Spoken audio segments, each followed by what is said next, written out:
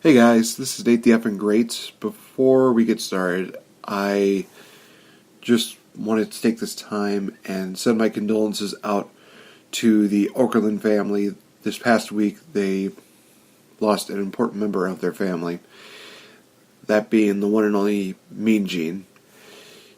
Mean Gene was one of those guys who definitely revolutionized as well as changed the landscape of the wrestling business as far as announcer-wise.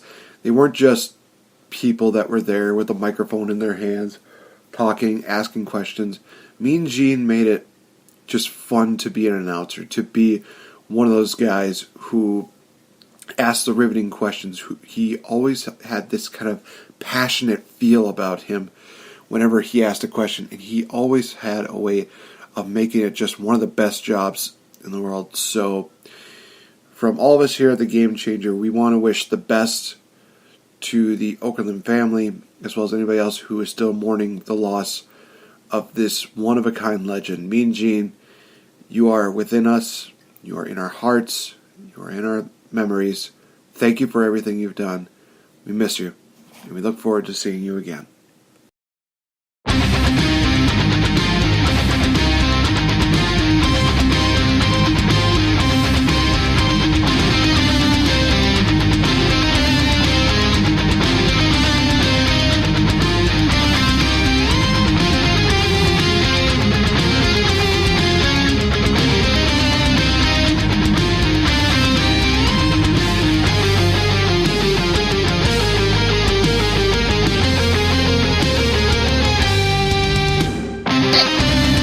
Alright, ladies and gentlemen, this is indeed the Game Changer. This is Week of Wrestling here on Spreaker.com, as well as on iHeartRadio, YouTube, and so much more. You guys, holy cow, this week has been absolutely insane. It has been absolutely incredible, and my God, we still have so much more of 2019 to go through.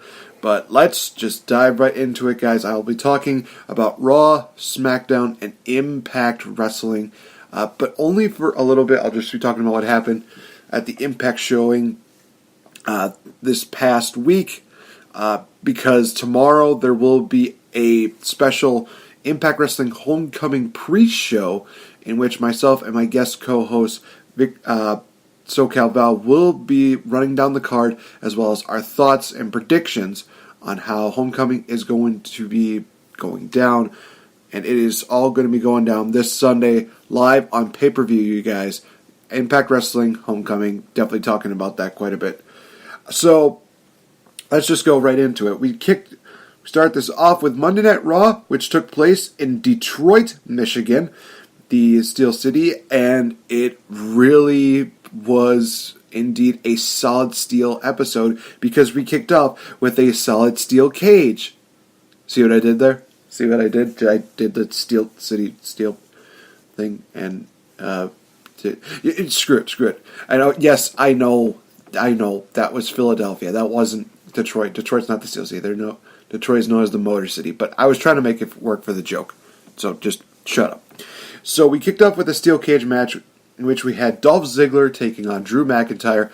This was probably my favorite matchup out of their showings. They've done about, I think it's 3 matches between these two, and this one was the most physical. It was definitely the most just hellacious matches that I've seen from the two of them. Dolph Ziggler was able to definitely play that role of being the guy who will just keep coming back and fighting. But in the end, it was Drew McIntyre that would pick up the victory with not one but 2 Claymore kicks to the face, pinning Dolph Ziggler and winning the cage match. And then basically Drew McIntyre was trying to cut a promo stating that he is going to be like the king of the jungle. He's going to do whatever it takes. He's going to defeat anybody that stands in his way. Dolph Ziggler is just saying, "Oh, is that all the best you got? Come at me, bro." And literally, Drew McIntyre just kills Dolph Ziggler, including delivering a Claymore kick to Dolph Ziggler's head with a steel chair. That was one of the most brutal Claymore kicks that I have seen. I love what they're doing here with Drew McIntyre. They are building him up. They are making him into this. Again, he's dubbed as the Scottish Terminator, and it is one of those things that I am so absolutely happy to see, because it is definitely a lot more than what they did with Drew McIntyre beforehand. I mean, my God, you talk about some of the things that they did with him when he was, in 3MB, whether he was in he was the chosen one for a while, and then he was just that one guy that everybody just beat up. But yeah, now it's really cool to see him being the dominant guy, and he is probably going to be one of the more likely favorites to win the Royal Rumble. I'm actually going to go through who they've announced for the Royal Rumble after we get through Smackdown. But that being said, yeah, like I said, it was a great way to open up Raw. It was a nice change of pace, and yeah, Drew McIntyre got the W. What more can I say that? Then we had Seth Rollins come out. He came out, he basically said, hey, I'm going to be invoking my rematch for the Intercontinental Championship. Then out comes the Triple H, the game, and I'm a guy who's going to come out with my suit and my big beard. I don't got my sledgehammer that I put new nails on the shelf. Got to put up the shelf because I'm a dad. Sorry, that what culture thing always gets me. So Triple H comes out and he says, well, you're not going to get your title shot because you don't deserve... Okay, maybe that's too much of a spot-on impression. He basically says, you don't deserve it. We're not just handing out these things. You're going to have to earn it. And he also questions Seth Rollins' intensity, to say the least. Basically saying, when we, I think he did a great job of basically playing him up, where he said, when I handpicked you, I saw the intensity. I have that faith in you to be the guy. When you took me on at WrestleMania, I had faith in you. I knew that you could be the guy. But as of late, you're not showing that you can be the guy. And Seth Rollins would go on to reply by saying, hey, I will show that I am the guy, and I will do whatever it takes. I will be whoever gets in my way. He even calls out Brock Lesnar. So these are indeed going to be where they are going to be planting the seeds for this matchup. Honestly, I think that this all but confirms that they are doing Seth Rollins versus Brock Lesnar at WrestleMania. That is legitimately what I get out of this, is that they are building up Seth Rollins to being like, hey, I'm a fighting man, I'm a fighting champion, I'll do whatever it takes. I will even beat Brock Lesnar to do that. So, I'm hoping that's the case. I hope we get Seth Rollins and Brock Lesnar. I really hope we do. We just need it. We really need it. But before things got a little too physical between Triple H and Seth Rollins, Shane McMahon broke this deal between the two of them. They made a match for Seth Rollins against Lashley later on in the night. And then Shane said, hey, we're still going to have an Intercontinental title match tonight with a fresh start battle royal. And the winner would go on to face Dean Ambrose for the IC title. It was a pretty good battle royal, I will say that. And to be honest, again, the impressiveness of some of the guys here, but more particularly Apollo Crews, who probably eliminated almost every single person in that battle royal. And Apollo Crews would go on to win this matchup. The people that were featured in there, other than Crews, were Finn Balor, Baron Corbin, No Way Jose, The Ascension, the Lucha House Party, Titus O'Neil, Kurt Hawkins, the B Team, Tyler Breeze, Mojo Rawley, and Zack Ryder. And I'm going to say this, that there were a lot of moments where I was very surprised. There were a lot of moments where I thought, maybe Kurt Hawkins is going to win. Maybe Kurt Hawkins is going to get his big W right here. That would be a very interesting story, but it was not to be. Another very interesting deal was when Zack Ryder was doing his classic broski boot deal, where he's doing the whole, woo, woo, woo. It sounded like people were just booing him. It sounded like they just did not really care about him.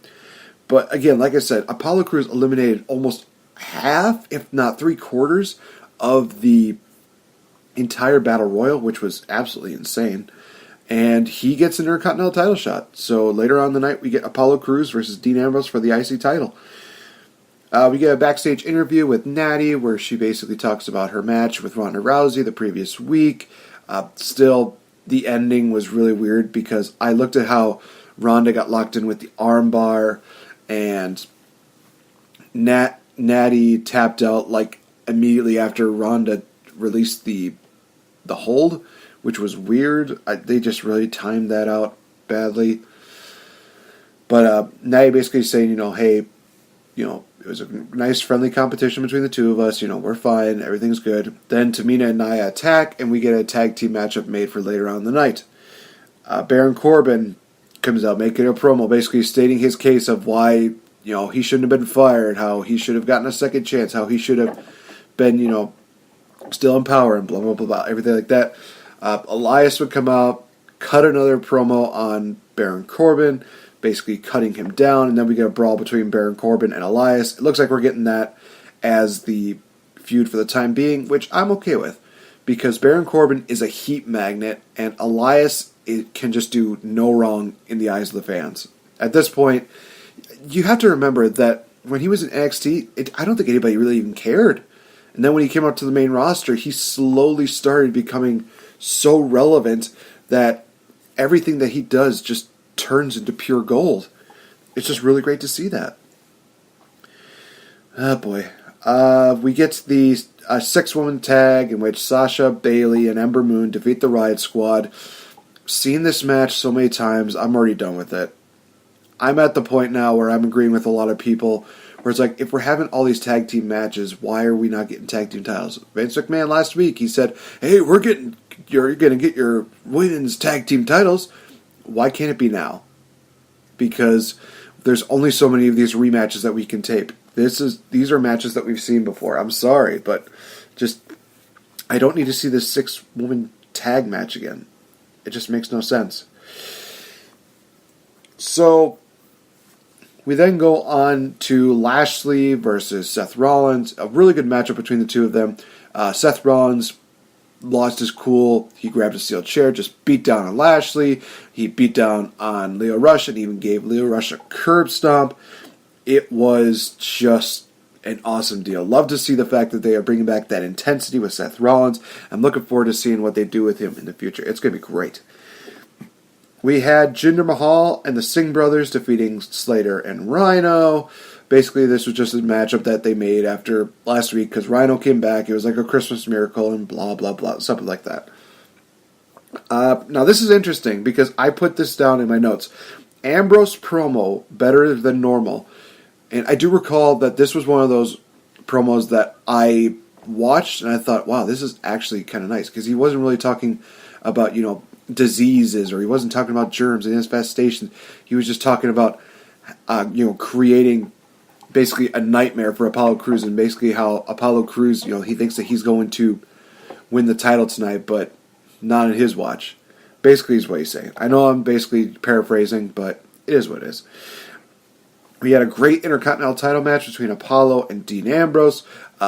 Apollo tried to finish off Ambrose with the frog splash, but then Dean Ambrose would hit the dirty deeds to pick up the victory and retain the title. It was, like I said, it was a really good matchup. It was definitely one of those matches that I loved that they did it. I love the fact that they, gave somebody else a chance to be the Intercontinental champ, get a shot at the Intercontinental title. I'm looking forward to seeing what else they do with Dean Ambrose. I hope these promos get better and better. Alexa Bliss, she came out and she talks about the fact that she's going to have her own talk show next week called A Moment of Bliss, and her first guest on the show would be Ronda Rousey. So, obviously right now, Alexa Bliss is still either out injured or she may, in fact, be done wrestling. I don't know what it is at this point, but it's one of those situations where I'm kind of confused on where she stands. I know that she had to deal, I think, with a concussion. I know she had some problems with feeling in her arms, I believe it was.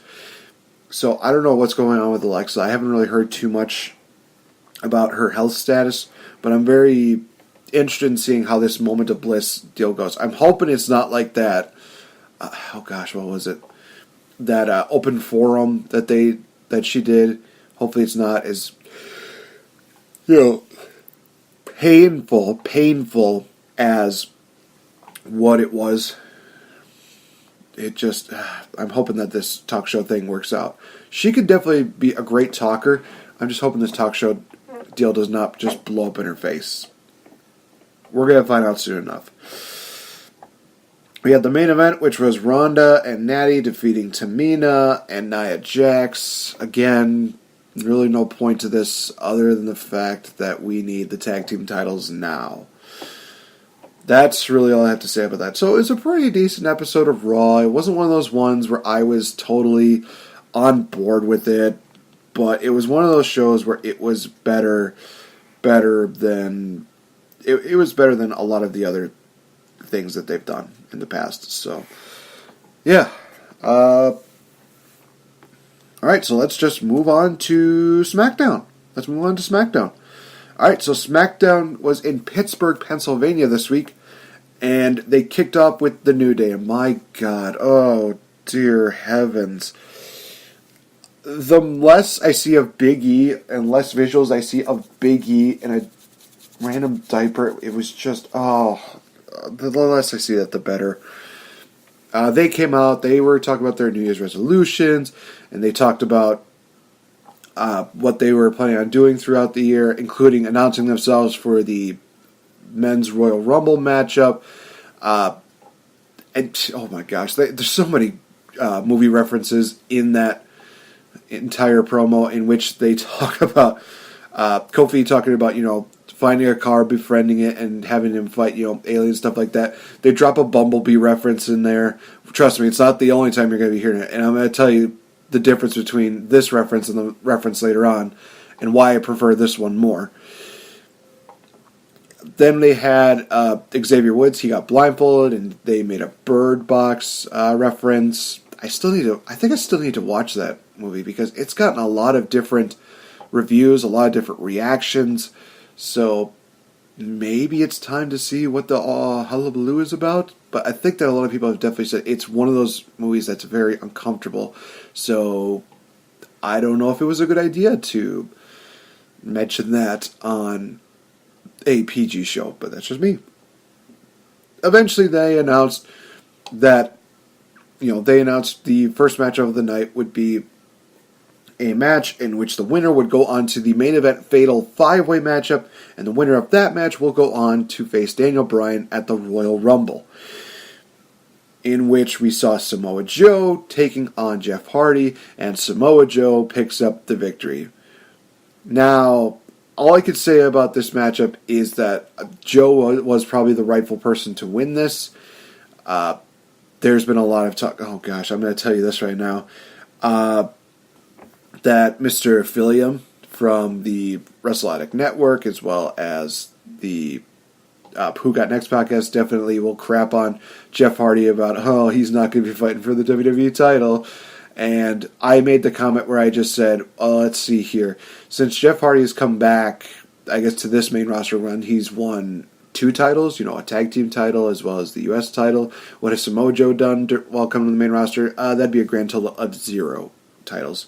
So I'm hoping that they do something different with Samoa Joe. Hopefully they get him in the title run.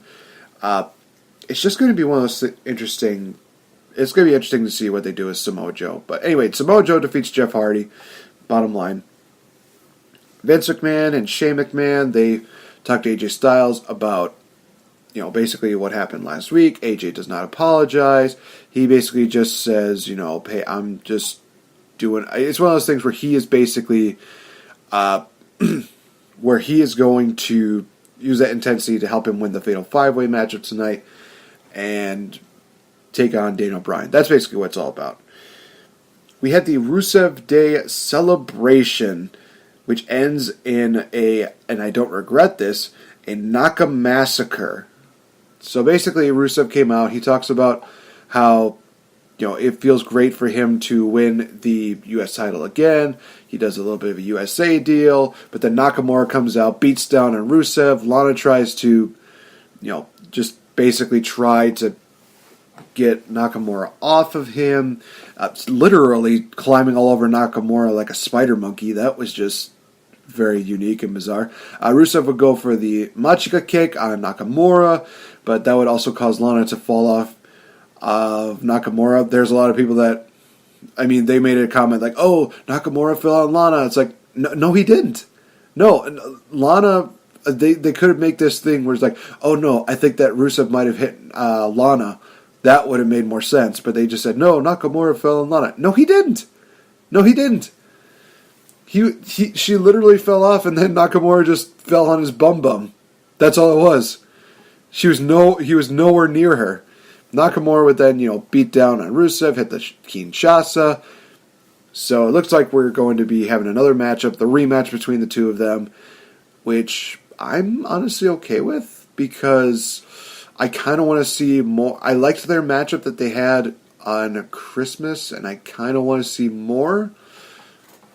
Maybe it's going to result in a match where if Nakamura loses, he leaves the company. I don't know. It's just, for me, it's just interesting to see where this goes. We had a match between Sonya Deville and Naomi. Basically, a pretty basic matchup between the two of them. Mandy Rose was at ringside, and she distracts Naomi at the end, pulling up a revealing picture of Mandy on the Titantron, where she's saying, oh, I was so busy, I was trying to, send your husband this picture, where it just shows Mandy in nothing but a towel. Sonya Deville would then capitalize and do the move that I know as the Elevator, which is that suplex into a side slam deal, which I kind of like that Mandy can do that. Not Mandy, Sonya Deville can do that. It kind of works, in my opinion. Plus, it's really cool to see as the Elevator again, because that's a cool move. So, Sonya Deville, just keep doing that move. It's awesome. So, yeah, Sonya Deville picks up the victory here. Alright, so let's talk about this segment. Oh boy, this just broke the internet like no tomorrow. John Cena made his return. Whoa, do. Nope, done. He comes out, and he is the other person who makes the Bumblebee reference, where he talks about, floating like a butterfly and stinging like a bumblebee. And he says, thank you for the Rotten Tomato deals. And all I thought to myself is, shut up, Cena. Nobody went to Bumblebee to just see you. They wanted to see what this movie was all about. I mean, did he have some kind of a major role in this? No, I wouldn't say that. He was just kind of that character that kind of fit the role, but also wasn't, overbearing, like watching the Marine or something like that. It's just one of those things where it kind of worked for him. That's kind of what it was. It wasn't a big role. It wasn't a too little of a role. It was just enough time where people could probably enjoy his deal. But he was not like a main character, in my opinion. So, John Cena, you don't have any right to say, hey, thanks. Yes, you were a part of Bumblebee, but you weren't the main attraction. Moving on from that, John Cena basically was saying, well, I'm just waiting for somebody. I'm waiting for some guy to come out and basically tell me that I'm a part-timer. I'm I don't belong here, and blah, blah, blah, blah, blah, blah, blah. Well, he didn't get the guy. He got the man known as Becky Lynch. Becky Lynch came out, and she already just breaks the glass ceiling by just saying, "Oh, were you expecting a man to come out here? You weren't expecting the man, now were you?" It was really great. Cena did not even get a word in, to my knowledge. He basically was just taking everything that Becky Lynch had, including the comment where Becky Lynch said, "You just better be careful, because otherwise Nikki isn't going to be the only woman that drops you this year." Oh, was that just so... That was so tasty. Oh my gosh. Becky Lynch just producing this fruit of just absolute enjoyment. It just tastes so good. Just loved that. Then out would come Andrade Cien Almas and Zelina Vega, in which they basically said that 2019 is going to be the year of Almas. Then we get a tag team match made for like literally the next, which was Becky Lynch and John Cena taking on Almas and Vega. Pretty good matchup here. Probably one of the more enjoyable matches of the year. Well, I mean, it's already early year. I should have said of the week, but yeah, I'll just throw in the year, just because maybe until next week it is. Literally, Becky Lynch and John Cena, they work together. They work pretty well.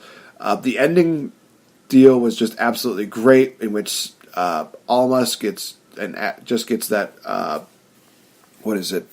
I guess we'll call it the Cena punch or whatever it was. Cena thinks, oh, hey, I got it. Becky Lynch throws John Cena out of the ring, which was awesome. Vega would try to sneak a victory in with a roll-up, but then Becky Lynch would lock in the disarm her, forcing Vega to tap out, and we would see the excuse me, we would see one of the best things of the entire week, and that was John Cena just saying, all right, you got me. Looks to give a handshake to Becky Lynch. Becky Lynch is just like, you know what, Cena? You just can't see me. God help me, I love Becky Lynch, and God help us, 2019 will be Becky Lynch's year. Guarantee it. Because I can't say that 2018 was, because the last 4 months were great, but 2019 is going to be her year. Guarantee it. And this was a great way to start it. We had the Miz and Shane McMahon in a segment where basically Miz is just saying, oh, we need matching attires, and he just shows a lot of diagrams.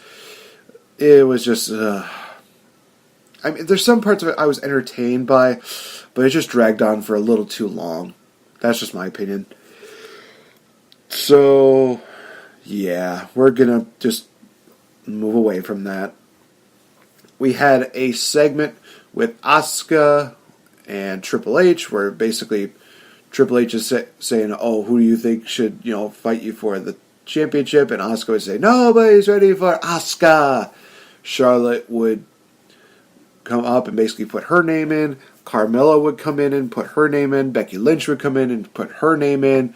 And then Triple H just says, you know what, we'll talk and, we're going to take this all under consideration and we'll make our announcement soon.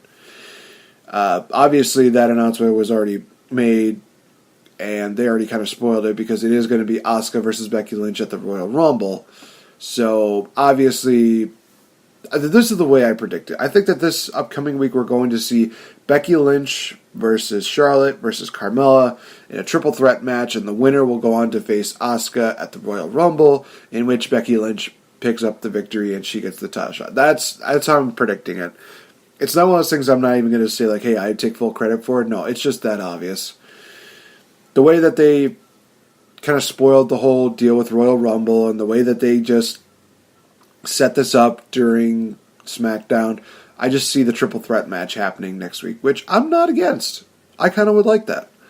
I liked their triple threat match at SummerSlam, and I would love to see a rematch between the three of them with a different outcome. I kind of would like that. It would just be great.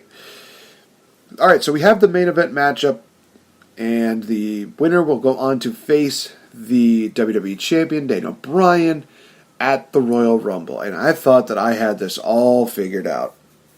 I was wrong. So we had the Fatal 5-Way, in which we had Samoa Joe, Rey Mysterio, Mustafa Ali, Randy Orton, and AJ Styles all competing. This was one of those really absolutely amazing matchups. You had a lot of great pairings that a lot of people wanted to see, including Mustafa Ali versus Rey Mysterio. Oh my God, could those two go? And it was just absolutely wonderful. I believe, if I'm not mistaken, that Samoa Joe looked to have the victory won when he locked Mustafa Ali in the Coquina Clutch. Rey Mysterio was able to hit a 619 on both of them. Then we saw Randy Orton hit a RKO on Mustafa Ali, which would also give Rey Mysterio the advantage to hit the to do the 619 again to Randy Orton, then take out Samoa Joe. AJ Styles would come in and hit the springboard 450 splash on Randy Orton for the 1-2-3, and we're getting Daniel Bryan versus AJ Styles again for the WWE title. I'm okay with this. I really am. There's probably some people who are like, oh great, we're getting this matchup again. I like it, because they're trying to add a different element to it, and that's really what makes wrestling great, is that, yes, they can have a rematch, but as long as you add some different kind of element to it, it makes it more interesting. It really does. Because earlier on, we got, Styles versus Daniel Bryan for the title, and I believe Bryan tapped out to the calf crusher. Then we had Daniel Bryan versus AJ Styles in a rematch, in which Daniel Bryan turned heel, doing the low blow running knee deal, becoming the new WWE champion. We had the rematch against AJ Styles and Daniel Bryan, which ended clean as a whistle. It was a great matchup between the two of them, and I'm really looking forward to seeing what else they do at Royal Rumble, because now we have still the heel Daniel Bryan deal, but we also have the newly intensified AJ Styles. So now AJ Styles is going to probably have harder hits. He's probably going to just go all out. It's going to be interesting to see what they do with AJ Styles going into this matchup. I'm just very curious how this is going to play out, and I'm looking forward to it. It's going to be probably one of the best matches of 2019. So, yeah. So that's going to wrap that up for WWE-related stuff. Now, I am actually going to be doing something differently, you guys. I'm actually cutting to a quick commercial break, and it is a nice little commercial from EMP, Mr. Chad Knight. He owns this podcast. Definitely listening to this deal, and I'll be right back in just a quick minute.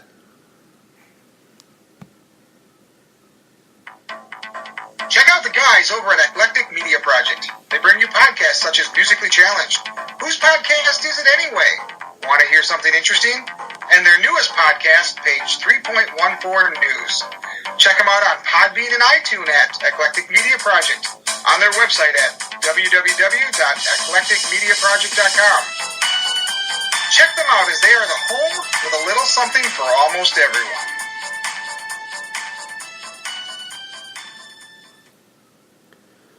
Yeah, by all means, guys, go check them out. Chad Knight, for a lot of you that don't know, is one of the guys who helps me with my reviews on special, WWE-related events mostly. But it's really cool that, we get the chance to promote each other's podcasts. So definitely check them out and enjoy what they have. So, with that being said, I do want to talk about this little piece of business that is kind of swarming around here. The rumor of the All Elite Wrestling that was posted, I believe, or actually around January 1st, if I'm not mistaken. So basically, we see a lot of people just talking about it. We see a lot of people buzzing about it a lot more than often. And it seems like it is going to be an actual real thing. They've got the logo ready for it. That's what they got so far. But it seems like they may have more to come.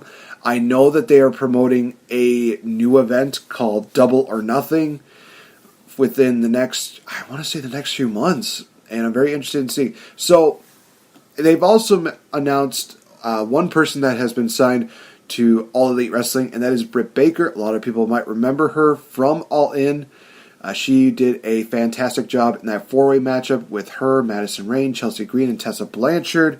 So, be sure to listen in to the Game Changer, you guys, as I will be talking a little bit more about these upcoming events, as well as everything that goes on with the of course All Elite Wrestling. So be sure to just keep in touch. All right. So with that being said, let's talk a little bit about the Impact Wrestling episode, because I'm not going to be talking about Impact Wrestling Homecoming. That's going to be happening tomorrow, like I said. It'll be myself and SoCal Val. We'll be talking about that, running down the card, giving our predictions, and it's going to be an absolutely can't-miss show. So, also, you guys, I did mention that there is a way to watch it for free. For those of you that have been following me on Twitter, thank you so much for the retweets, for the likes, and for the follows. Like I said, it's just that simple. To enter in to see the Impact Wrestling Homecoming free on Fight TV, all you have to do is go to my Twitter page, retweet the tweet, follow myself as well as Fight TV, and be sure to also leave in the comments section who your favorite Impact Wrestling star is. Now, I've also said to anybody who listens to this podcast that they can have the opportunity to get that chance to earn that right to watch Homecoming for free on Fight TV. All they have to do is answer a question. And the question I revealed yesterday was, who was the first ever TNA World Heavyweight Champion? Now, of course, a lot of people might not like the fact that I still say the letters TNA. They said, well, it's now Impact Wrestling. It's no longer TNA. I know what I like, and I liked TNA better than Impact Wrestling. It just stuck out more. That being said, let's talk about Impact Wrestling. We kicked off with a huge 10-man tag team matchup in which we had Willie Mack, Rich Swann, and the Rascals defeating Matt Sydal, Ethan Page, and OVE. And I literally have here in my notes so many outside dives and moments, never enough. Literally, there were a lot of moments where we saw suicide dive after suicide dive after suicide dive after suicide dive. There was even a moment where I think it was Jake Christ did I think it was a cutter from the top rope to somebody, and they landed on everybody. It was an insane moment, and this is one of those matches that definitely helped promote a couple matches that were going to be showcased in the Impact Wrestling Homecoming show coming up. They've already announced 8 matches. Like I said, a lot of these you'll probably figure out along the way. But in the end, we saw Willie Mack hitting the stunner to one of the members of OVE and picking up the victory, but then OVE would beat down everybody in the realm and basically send a message to everyone. So that was pretty cool. Alright, so we then had a nice little rivalry package between Eddie Edwards and Moose. It was really good. It definitely kind of showcased the story as well as what to expect come this Sunday when they battle in a Falls Count Anywhere match. It's going to be awesome. We had Eli Drake come out talking about Abyss, how he took out his brother Joseph Parks, how he has to battle Abyss at Homecoming in a Monsters Ball match. And then he gets assaulted by Tommy Dreamer, who is then interrupted by a blackout. And then out came Raven. Eli Drake is just saying, yeah, just beat each other up, beat each other up, beat each other up. Then Raven and Tommy just look at each other. They look at Eli, they look at each other. They're like, nope, boom. Knock down Eli, and it seems like Dreamer and Raven are on good terms. I mean, they mentioned the whole rivalry between the two of them, and it's kind of interesting to say the least. I just am curious on what they have to do. What's going to happen here? Are they going to be involved with this Sunday? I don't know. It's going to be interesting to see. We had KM and Fallah Bahh defeating the Desi Hit Squad, while Scarlett Bordeaux watches on. She still has that whole talent scout competition going around. There is no end date to this. This is kind of interesting. So I have mixed feelings about this because while on one hand it's really cool to see, them having this kind of fan interaction deal where Scarlett Bordeaux is probably watched at least, I think they mentioned about 12,000 videos have been sent in. That's really amazing. But here's the only issue that I have is that a lot of times when they do this, they end up just picking someone that is a part of the Impact Wrestling roster, or they end up picking somebody that only has a one-off with somebody else, something like that. I'm worried that that's where this is going. I was not a fan of Scarlett Bordeaux to start, but now I'm kind of warming up to her a little bit. So it's kind of one of those things where she's smoking hot. She knows she's smoking hot. She acts all nice and innocent, but then she also finds a way to just burn you in the end. It's kind of one of those things where it's if you're a guy, you're getting attracted. She knows that she's just like this Venus flytrap. She's just slowly getting that fly ready to go. It's getting closer and closer. The fly is in there. It's kind of like, oh yeah, this is kind of nice, Then before you even know the danger's there, snap, fly trap is shut.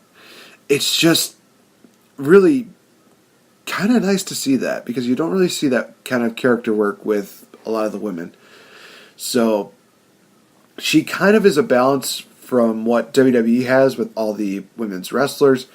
She kind of, adds what it was to be kind of like a diva or kind of like, not necessarily having to be a wrestler, but just having a really good character. So it's really cool to see that. We had the Lucha Brothers, Pentagon, and Phoenix. They were hyping up their matchup against the LAX at Homecoming, they talked about respect as well as the titles. Basically, they're talking about how, this could have been a deal where it was all about respect, but you guys crossed the line, and we are in to make sure that we pound respect into you, but also take your tag team titles. I'm looking forward to that matchup. It's going to be kind of awesome. We had Allie defeating Kiera Hogan. We had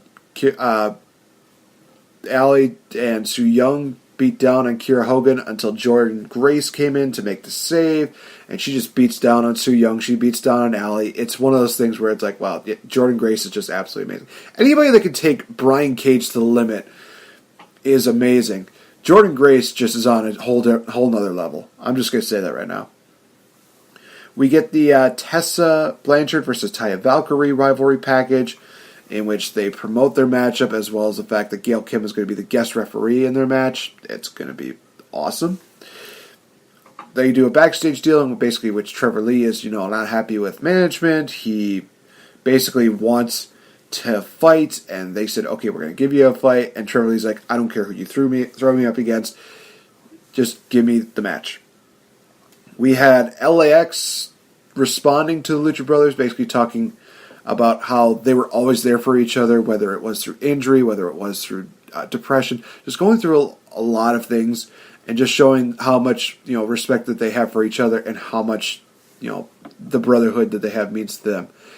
And this is going to be an interesting matchup, because the match between LAX and Lucha Brothers is not going to feature Konnan. From what I've heard, Konnan says, I'm not going to be in the corner. You guys need to do this on your own.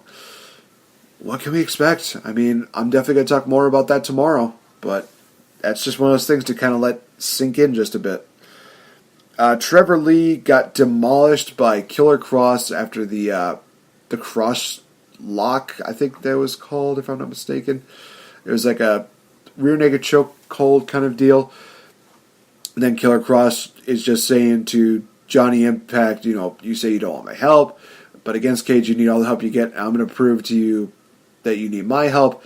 Literally, he grabs somebody from the from like the backstage area, one of the guys that are in the black shirts and stuff like that. He tells him, I want you to take the cinder block. I want you to hold it against Trevor Lee's head. I want you to do that. Otherwise, I will destroy you. It was awesome. I'm not going to lie. Killer Kross is starting to turn into my favorite character right now. And Killer Kross would basically he would punch the cinder block into Trevor Lee. Trevor Lee just looked like he got absolutely wrecked. It was one of those moments where it's like, okay, you don't see that in wrestling anymore. That's kind of cool, to be fair. Then we had the rundown for Homecoming, all the matches, everything like that. I'm just going to say this about the rundown. It definitely gave it gave all the matches that you would want to hear about, but the way that Josh Matthews presented it, it's boring. He made it really boring. I'm sorry. I'm not a big Josh Matthews fan. I'm really not. And then we had the Lucha Brothers defeating Johnny Impact as well as Brian Cage in the main event, in which during the final sequences we see Cage hit Johnny Impact accidentally, and that would cost him the matchup, in which we would see the Lucha Brothers take advantage and pick up the victory.